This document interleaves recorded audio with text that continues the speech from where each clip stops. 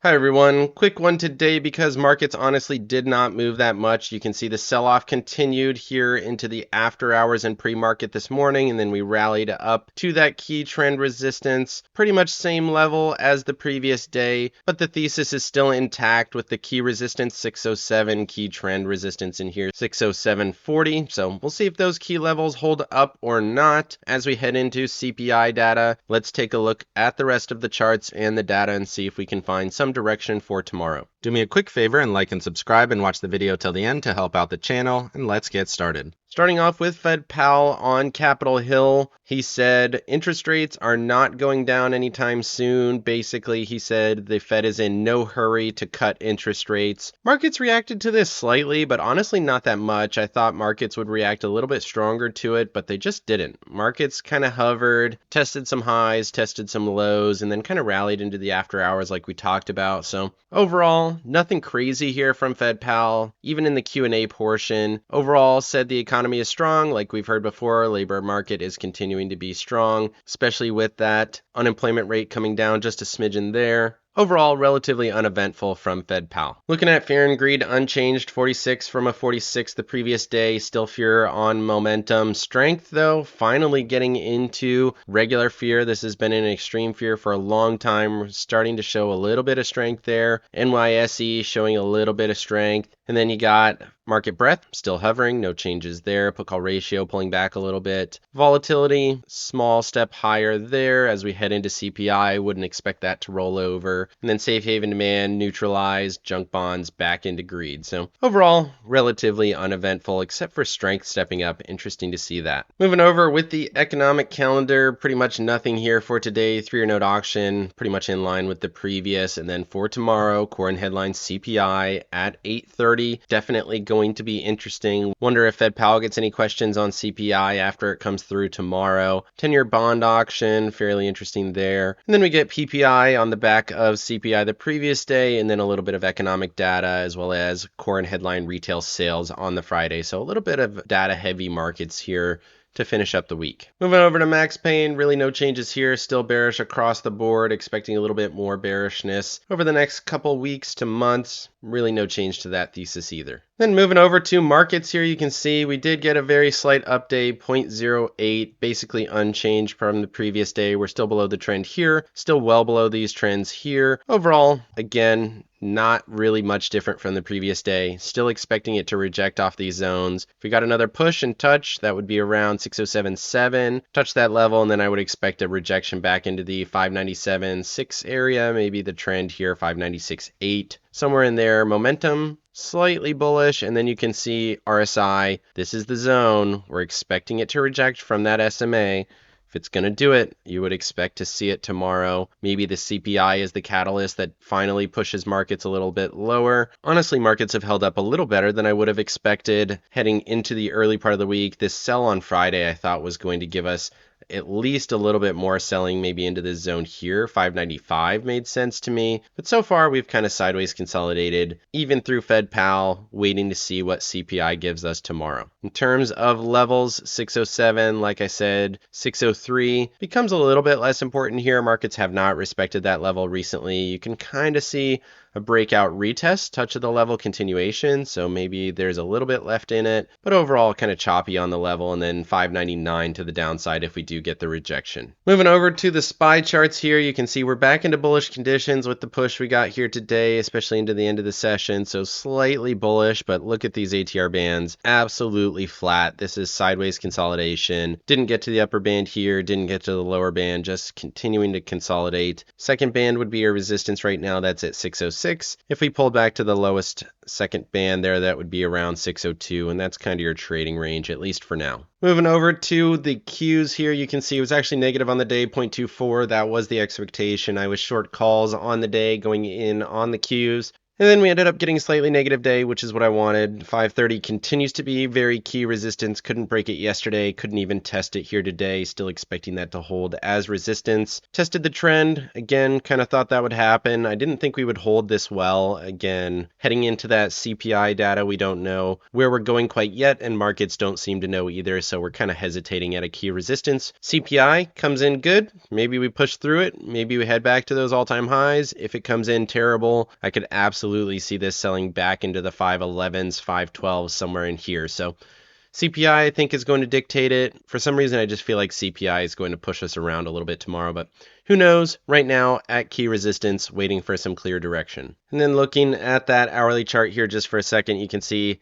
dipped low all the way down to 525, touched that area here, broke back above the level you could have taken along there, almost touched the high at that 530 level. The high was 529.91, so just a little bit short, came back, retested the level, 526.50, again, could have taken along there if you wanted to. On the test continuation, I really didn't. I just held my call, I just waited for this to kind of chop out.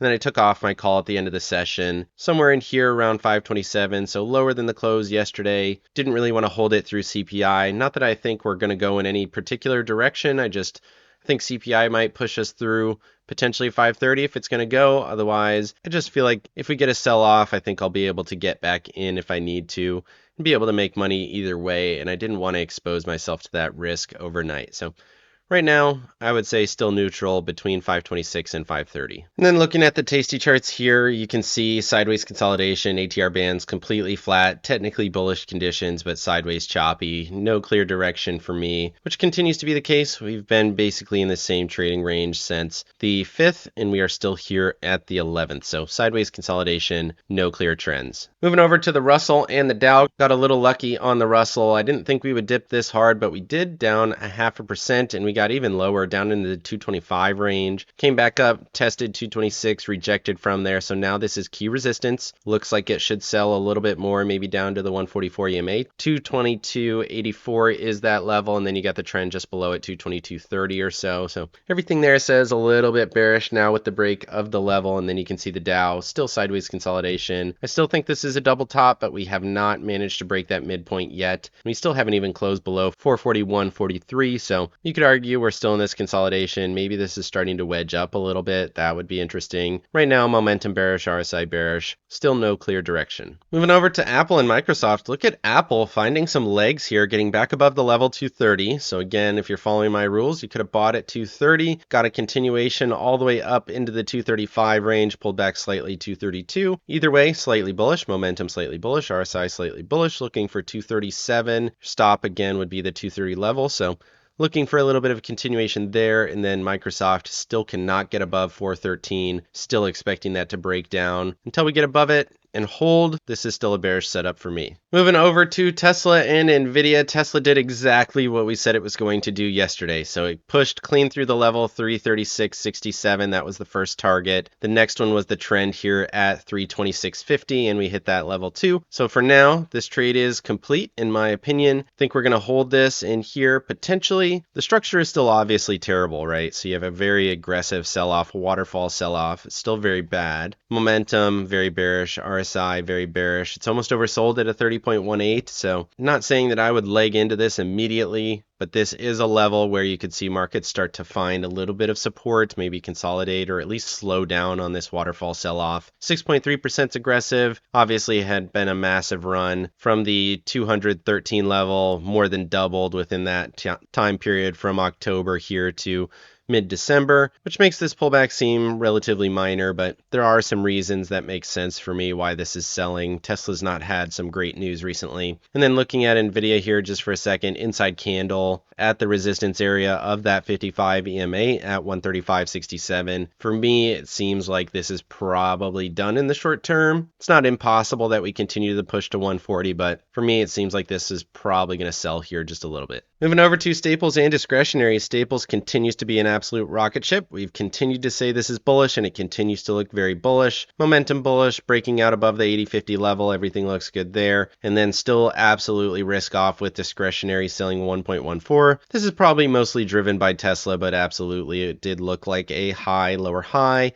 Got a midpoint here. If it sells through there, we could head to 215, maybe as low as 210. Might even need to extend out this trend line here, which would give you some trend support around 212 potentially. Either way, discretionary looks bad and staples looks good. Moving over to 20 and 50-day breadth, you can see we did actually sell just a little bit here on 20-day, but 50-day held in there really well, right to the level at 52.81. Closed just barely above it, but really right on it. Momentum a little bit bullish there. RSI, again, if it's going to reject, it's probably going to do it here.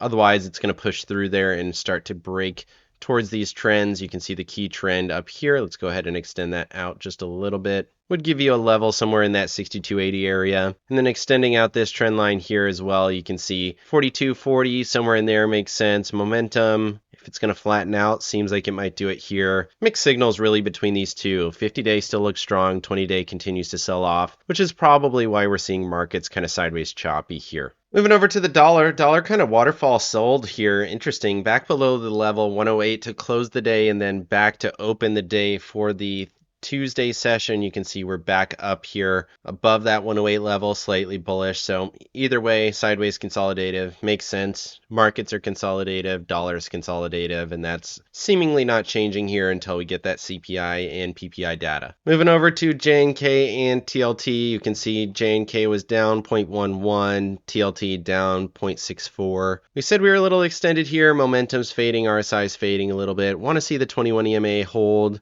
at 87.85 potentially. Somewhere in there, that's the highly traded zone. Either way, looking for a higher low. It's not impossible. Maybe we come down double bottom, 85.90 maybe. Really, I wouldn't like to see that. I want to see it hold a little higher, 86, 87, somewhere in here, but really the 21 EMA. And then JNK really unchanged. Momentum fading slightly, just 11 cents on the day, really unchanged. And then you can see for the VIX finishing up for today, pretty much inside day, slightly elevated from the previous day, even with markets hovering at slightly higher levels as we head into the CPI. Again, for me, no clear directions. We're off the low, but we're off the high. Could go either way. And then looking at my accounts, I made a few $100s and I took all of my positions off like I mentioned. I wanted to stay long the Russell, but I just didn't feel good about it, especially being below that level and heading into CPI. And I wanted to stay short the Qs, which I still kind of like, but then we rallied a little bit after hours and I wasn't super comfortable with it. I think CPI could really go either way.